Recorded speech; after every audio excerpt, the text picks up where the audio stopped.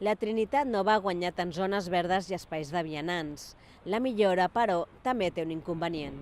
Después de las 8:30 es imposible aparcar en este barrio. Imposible. Els veïns creuen que la solució a la manca d'aparcament és instaurar l'àrea verda al barri. Així impedirien que hi aparquessin vehicles d'altres zones, com els que venen de la Trinitat Vella. També demanen que s'obrin els solars mentre no s'hi construeix per utilitzar-los com a aparcament. Si hay solares que están ahí cerrados, y hay 3, no hay uno, solo hay 3. Yo no sé las razones que ellos tienen para no abrirlos, pero mientras no hacen nada, que nos dejen un poco vivir, ¿vale? Pero es que estamos pidiendo zona verde. Mira, que no hay sitio, por favor, hacenos zona verde. I encara una altra proposta, posar lloguer assequible als aparcaments buits als edificis nous.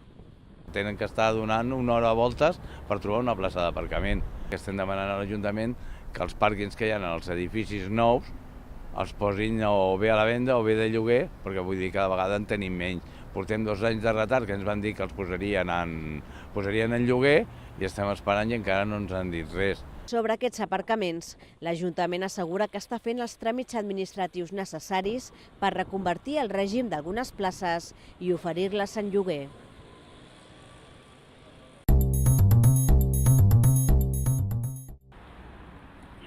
Al nou casal de joves de la Prosperitat es construirà en aquest solar, just a tocar dels barracons que des de fa 6 anys fan de seu provisional de l'entitat. El futur equipament s'ha definit en un concurs d'idees convocat per l'Ajuntament i amb molta participació. Nosaltres vam demanar que, com aquí, hi hagués una zona central oberta, no fos únicament un lloc tancat, i tenim 2 plantes, perquè clar, una sola planta, amb totes les activitats que tenim, amb tots els nostres tallers, amb tota la nostra oferta d'activitats, es quedava petita. El casal és una de les demandes prioritàries per als veïns. Des que el 2010 els joves van haver de marxar de l'edifici situat al carrer de Joaquim Valls per les denúncies per soroll. 2 anys més tard els van ubicar de manera provisional en uns barracons als terrenys de Renfe Meridiana. En tot aquest temps, els joves no han deixat de reclamar un equipament en condicions. El futur casal permetrà, entre d'altres, recuperar una de les activitats que no va poder traslladar, la ràdio. Hem demanat una sala de ràdio, ens l'han donat. Hem demanat una sala de cuina per fer tallers de cuina, ho tenim. Tenim també una nova zona de trobada, una nova quarta, tenim també un magatzem encara vius, nous bucs d'assaig. Amb una inversió de prop de 2 milions d'euros, l'Ajuntament redactarà ara el projecte executiu del casal de joves i la previsió és que les obres comencin abans del 2019.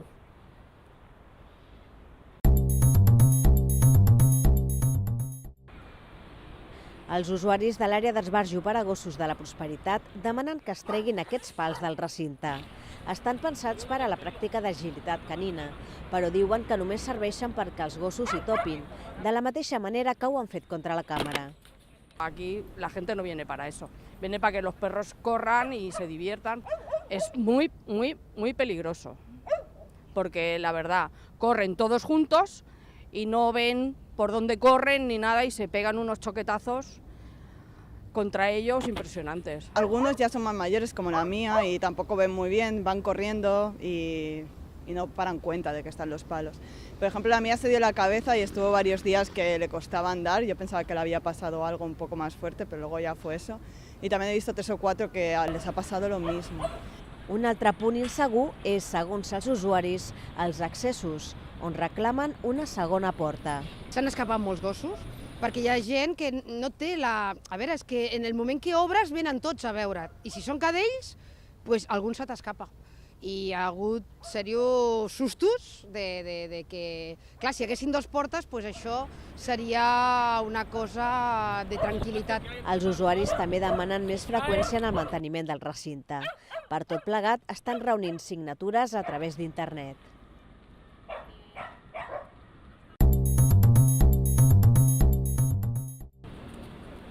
La part baixa del parc de la Guineueta roman tancada per obres. Comença en aquest tram la rehabilitació dels camins i els parterres per fer el recinte més accessible i reparar els danys provocats per les arrels dels arbres. Vas caminant i si no vas saltant-ho, caus. Hi ha molta gent que cau, molta gent gran va caminant i si no miren ben bé al terra, doncs cauen. Darrerament s'hi han fet algunes millores, com a les zones infantils, però aquesta és una de les actuacions més importants que s'han fet al parc des del 1971, quan es va inaugurar per unir els barris de la Guineueta i el Verdún. Estaba todo a fin de viña, las viñas empezaron ahí, o sea, ya le gustaba hasta arriba de viña y luego la bóveda. Esto era viña todo. Entonces había un tejado, que hacían teja aquí abajo, donde está casi donde termina el agua ahí, y aquí había un barranco, pero hondísimo. Y por encima había un pase de agua. Estaba el barranco y había un pase de agua que los críos pasábamos de una parte a la otra. El Parc de la Guineu ha vist créixer moltes generacions d'infants. Yo venía a veces era mi mamá, a veces era una vecina que cogía varios niños y nos subía todos para aquí y aquí sí, no había mucha cosa más. Les obres s'aniran pujant fins a rehabilitar els més de 30.000 metres quadrats del parc. El resultat el veurem a l'agost, juntament amb una de les grans novetats. S'eliminarà la tanca que envolta el parc per fer-lo més accessible.